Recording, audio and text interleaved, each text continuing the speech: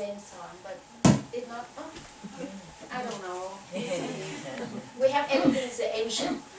You know, I have a computer there, and there was a monk from Oslo, from Norway. He stayed here with me for a whole week. I had to cook for him, just so tired.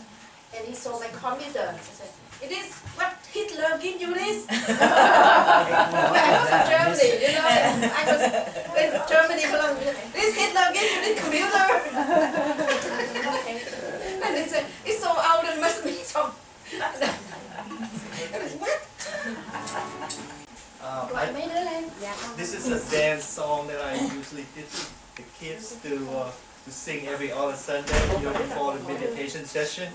So this is a song from the Plum Village from Thinh-Khong. So.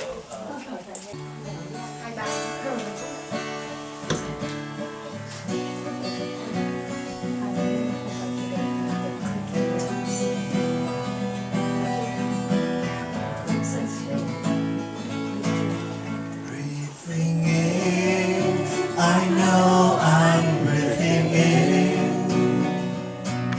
breathing out. I know I'm breathing out. As my in-breath grows deep, my out-breath grows slow. And I know this is a wonderful moment.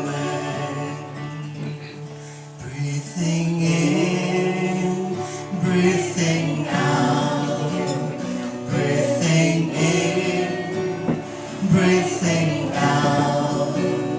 I am blooming as a flower. I am fresh as a dew. I am solid as a mountain. I am firm as the earth. I am free. Breathing in, breathing out. Breathing in, breathing out. I am water reflecting. Was this real? Was this true? And I feel there is space deep inside of me. I am free, I am free, I am free.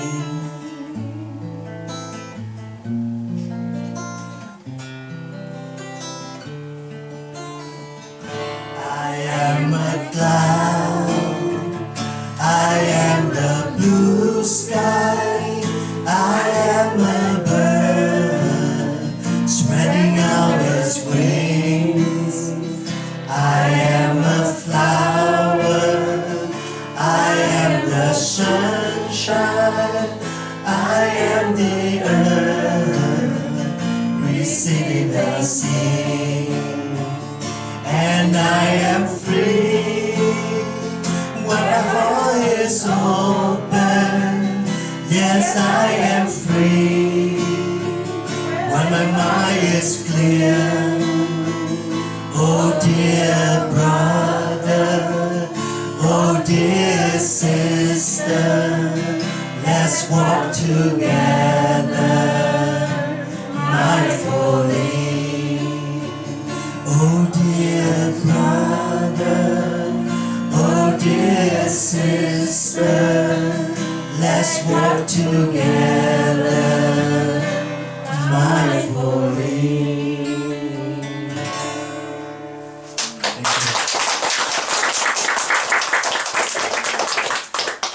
Thank you very much, the teacher, the musician, that gave us a wonderful feeling. We have the teaching the children to sing all the peace songs and Zen peace for them to practice in this this life. Say thanks to the devotees they're from San Jose, and they made imperial rolls, and they made salad, and they made the fried rice and noodles. They brought everything, these ladies, and they drove from Milpitas, and it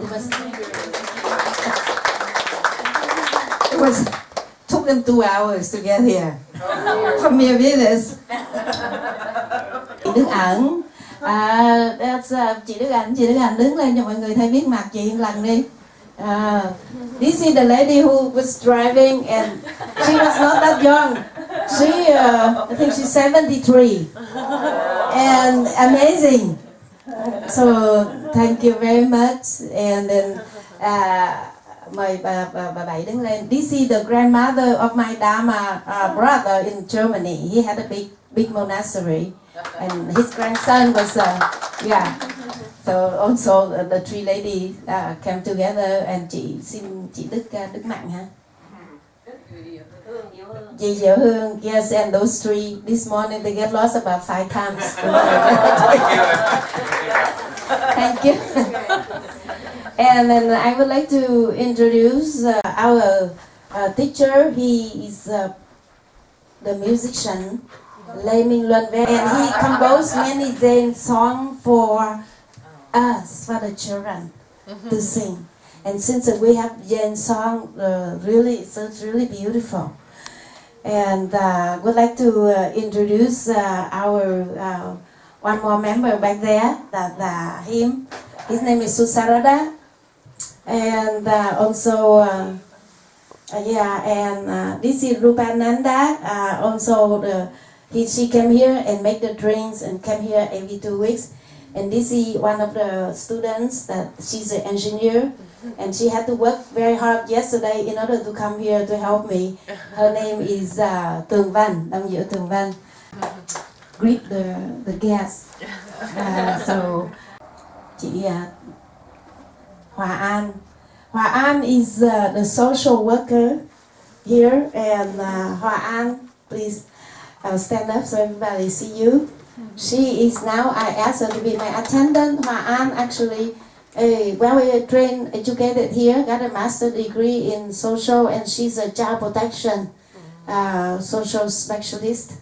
And we are very happy that she's here, so she can help me to how to take care of the kids. She gives us advice. And where are the rest of them? And then we have some mothers back there. And so I would like to send this appreciation, because I myself cannot make it happen. They all contribute, and special participants, all the Catholic sisters. Somehow I have a karma with Catholic sister, you know. I have been working with a Catholic sister in Pleiku for taking care of the lepers. We have many leprosy camps, many colonies, and they lost fingers and toes.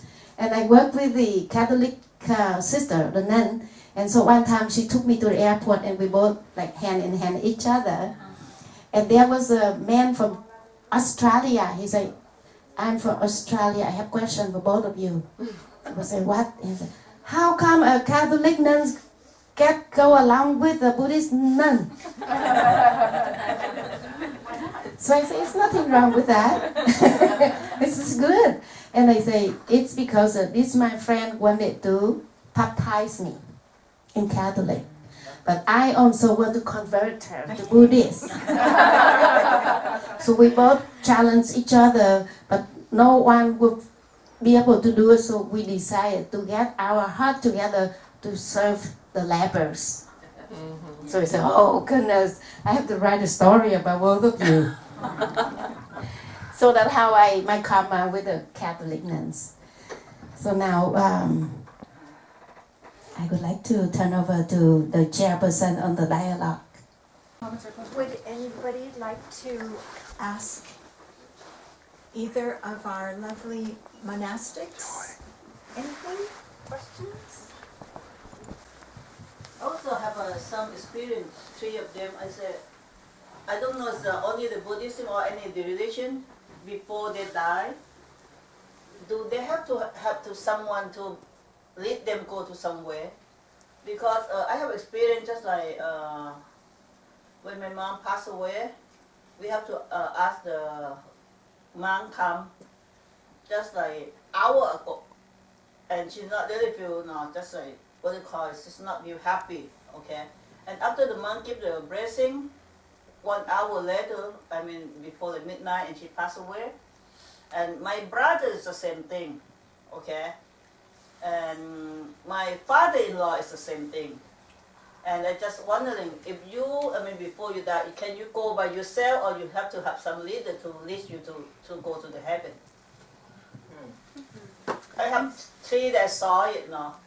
It's before, I mean, people before they die, and I would have to say, well, you have to call the monk, come to blessing them, and then they go peaceful. We have, I'll have to tell you that when my mother passed away, she was so well settled with her God. Finally, the priest came, the Catholic priest came to give her her final sacrament, and my mom said, oh, whatever, if you want it, if it'll make you feel well, you can do it. So, in the Theravada, we believe that a person's thought process at the last moment of life has got a lot to do with the type of rebirth that they'll take if they have not yet obtained their enlightenment. And we say that, for example, if the thought is one of greed or one of any kind of like a selfish thought, or if the mind is trapped or obsessed with something in the worldly, that brings them to their next, to take a birth in samsara. So what we do is, from the time of childhood, the children keep a little diary of their good deeds.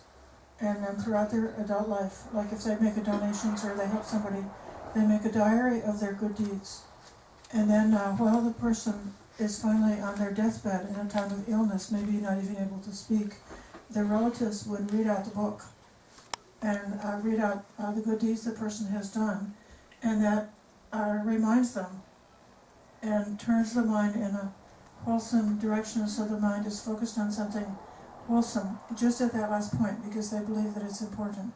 And that they also do sometimes bring the monastic to go and do chanting. But the chanting, it's not like a sacrament, but more just to put the mind in a beautiful, wholesome, positive place, so that the death will be peaceful. Now, you want to have it more? In the Mahayana, and especially the Tibetan, that also we believe in the battle. The battle is between the birth and death.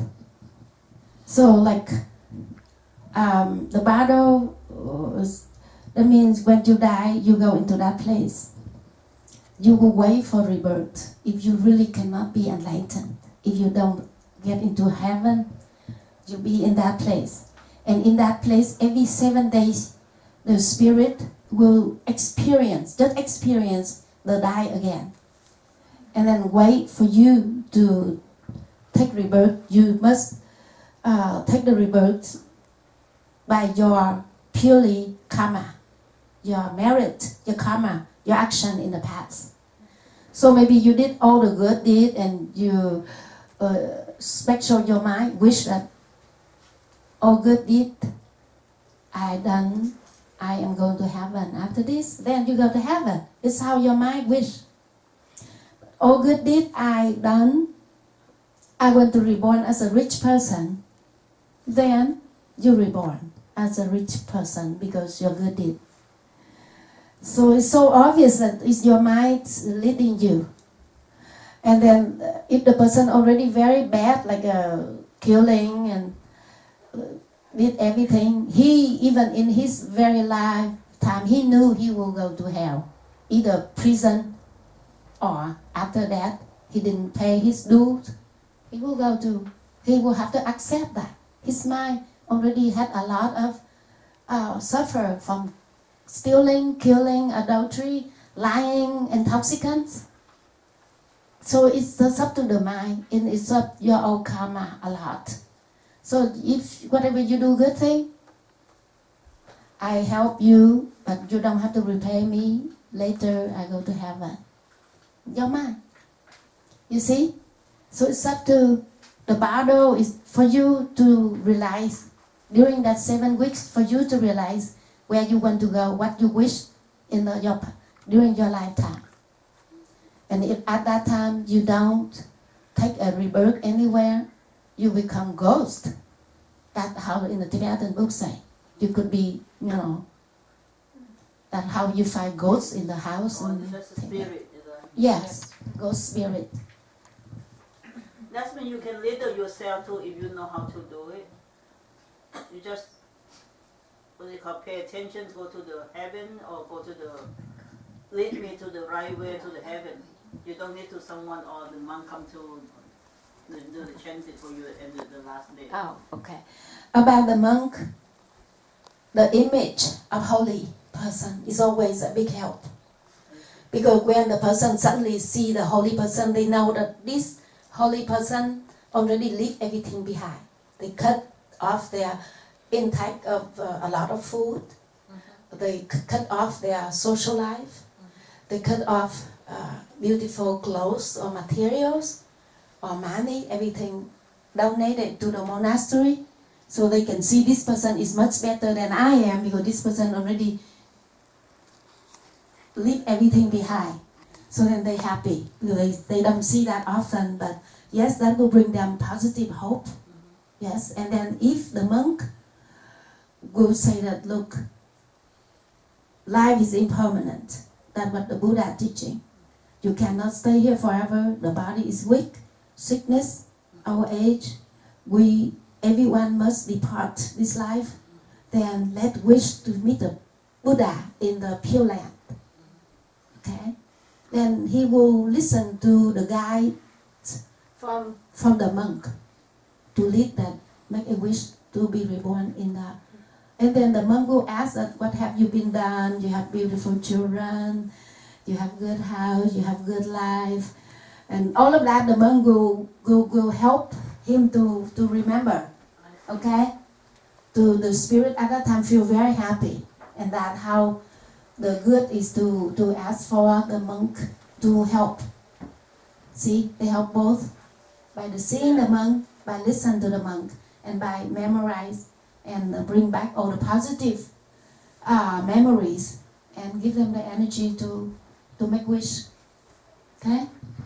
A little impressed every time. It feels so funny.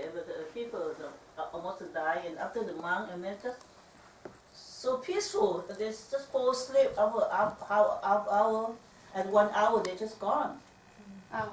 It's really feel surprised at why that happening. Oh, because when after they saw the monk came and they sleep and pass away peacefully. Yeah. That's easy. 1 hour, just like that. Three experience I just saw it. Just like. Yeah, it's explainable because the whole life they all the time see ordinary people. Okay, they see so many strangers, and every time they saw a stranger, they say, "I'm worried this man or this woman may do something to me," because they don't have the confidence to trust the person, so they worry. But when they meet the monk, they will have the trust, and that's how they're happy, like a release. I finally meet a monk. So what you do is, take my advice, bring your parents, children to the temple once in a while to shake hands with a monk. So when shake hands, so then I'll be surprised. Question. Is heaven enlightenment? Good. No. Enlightenment during this lifetime, while we're still alive and we've experienced enlightenment, that is the ultimate happiness that a person can experience. So then in that way. I said before that someone who is like bound for heaven can have a sort of like a heavenly experience in this lifetime while they're alive. But someone who is enlightened is more refined, more peaceful, and more free than that. Then at the end, it's Nibbana. It's like it's not personal. There's not any more individuality left. So it just, it's just gone, finished. So it's not that the person was destroyed. It's that the individuality is not there anymore. And so then when there's no more, bag of organs with blood and all these things, when that's gone, there's nothing left. But it's not, don't think that the person was there and was destroyed. Think that they just realized that this individuality was only an image. And that's gone. In heaven, you're an individual in heaven. And you can stay in heaven for 84,000 eons. And then at the end of that time, if you use up your good karma, then you have to come back to the worldly plane and deal with suffering again. But Venerable was speaking about bodhisattvas who decide, even though they reach enlightenment, to come back. So I was envisioning going to this bottle area, and within that time, Bado. I don't know what Bado. Bado. Yes. Bado. Bado area bodhisattva will not go to Bado. Oh. Bodhisattva already make a vow. Either I take rebirth immediately to be a service, and usually they will take the rebirth to a certain country that very poor and suffer, and they will help. They will work and help for others. And the Bodhisattva could take rebirth in hell to help out the hell. In the Earth Bodhisattva Sutra say, two kinds of people can go to prison. The guilty one, the Bodhisattva. The guilty one, you go to prison, stay there.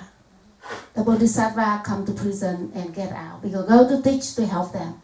Same as the Bodhisattva can go to hell, and the crimes went to hell, and Bodhisattva have to go to hell to teach them. And they have to change their mind in order to get out of hell. They have to say, yes, I have been doing terrible things for others. I am sorry. And that changed. See? So it's up to you, the mind. So Bodhisattva not go to hell, but they will be to help others. Okay? And since you don't have any more questions, I would like to explain a little bit more. The Buddha. This is enlightened. This is historical Buddha, Shakyamuni Buddha, the enlightened. He delivered to us the 3 seals that look at the suffering, and anatta, and No self? no self, yes. So like impermanent is changes, right? Impermanent. And then no self, that means you peel this body like peel a banana tree, you cannot find your spirit inside. So don't think that's important. It's all up to your mind. And that he believed the 3 seals: impermanent, suffering, and non-self. From there are 4 noble truths. The 4 noble truths go into 8 noble 4 paths for us to practice to be enlightened. This hand put down, this called enlightenment Buddha. When you see the Buddha put the hand down like that, during enlightenment, he touched the earth. See, he touched the earth. Yes, his right hand touched the earth, called enlightenment Buddha. This is the Guanyam Avalokitesvara Bodhisattva we share with the Hindus.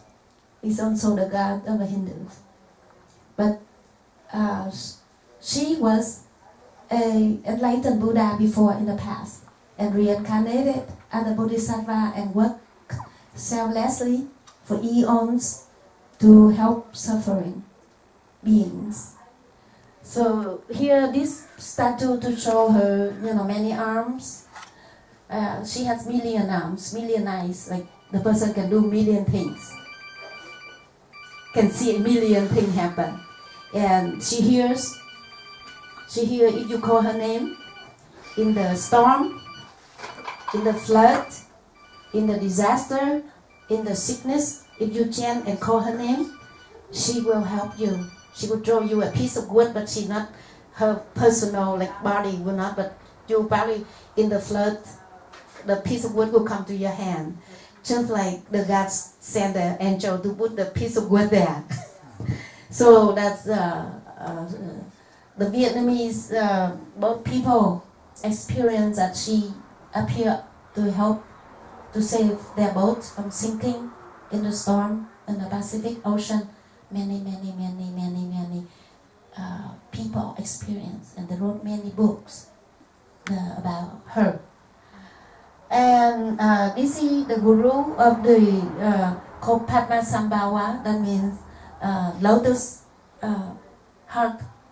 He is the patriarch of Tibetan, Nyingma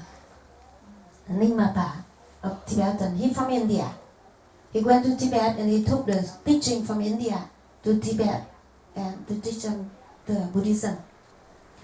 And the past here is Pure Land king that right now he is teaching called Amitabha Buddha. Amita is infinite light. Okay, Amitabha in infinite light, infinite life. So like his light everywhere. If you call his name and say, I want to take rebirth in your Pure Land, please take me, then the light will shed on your spirit. So that a heaven called Pure Land heaven, Buddha. That only Mahayana and Vajrayana practice to wish to be born there, and they go become a Buddha, and then they go come back to earth to help other living beings. So the picture in the back is a Pure Land. Pure Land, like you can see that the Buddha had many people and also enjoying singing and musical and everything. People go there, it's just everything so rich that whatever is there. So, and this is also Avalokitesvara Bodhisattva. It's a different form, this is single. And the other one is many arms. But it just show like the person has such a talent that can do and can see and can hear millions of sufferers. Yeah, it doesn't mean that one person carry that many arms. Any more questions? Is that the same? Would you repeat the name of the patron one? Vanyam or Avalokitesvara is a Sanskrit or Pali. Yeah, Bodhisattva is an enlightened living being. Yeah, Bodhi is enlightened and Sattva is alive. That means she can manifest as a sister Regina. Can manifest if you so kind and sweet and help others, work selflessly. Any more questions, please? Yes. The Hindu goddess, is she Durga, Kuan Yin with many hands? Because Durga also has many hands. Is she the same one? Same, yeah. Durga and Kuan Yin? Durga and Kuan Yin, so you have 4 hands, or 6 hands only, right? Hindu. Kuan Yin, Durga sometimes 14, sometimes 10 hands. Yeah, that's Avalokitesvara, yeah. Mm-hmm. Yeah. Any more, please? How many does Durga have? Well, if you go to the online, you can see this much, and she has 12, now 10. Have a question? Prima, we have so many Buddhist temples, Really? like the Purple Lotus Buddhist and the what? Buddha Soren? Yes. Sorry, I mispronounced things. Do you all communicate with each other, or are they more like different sects of your religion? Or I don't understand, like, Why are they so many? That's a very good question.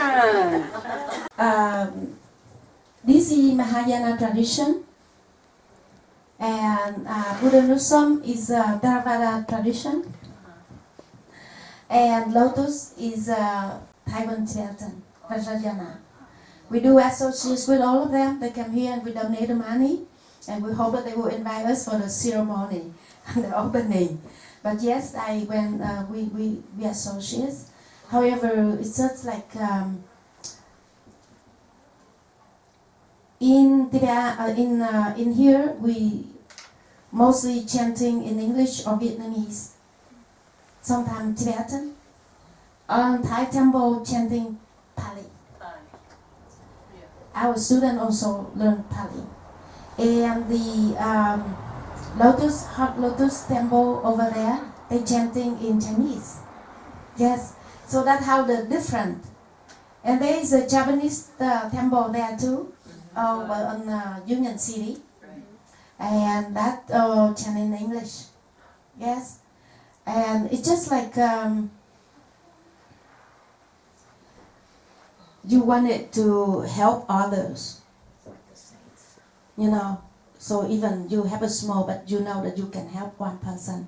Maybe that person say, I cannot understand Pali. I cannot understand Chinese. So it's just like you make it too open to help whoever they feel they can understand. Yeah. Thank you. Thank you so much for giving us this afternoon. We learned a lot from all of you. And we appreciate all the work that everybody did for the lunch today. Thank you to the Interfaith Women of Peace who came today. Wonderful. Wasn't it a lovely afternoon? Thank you very much.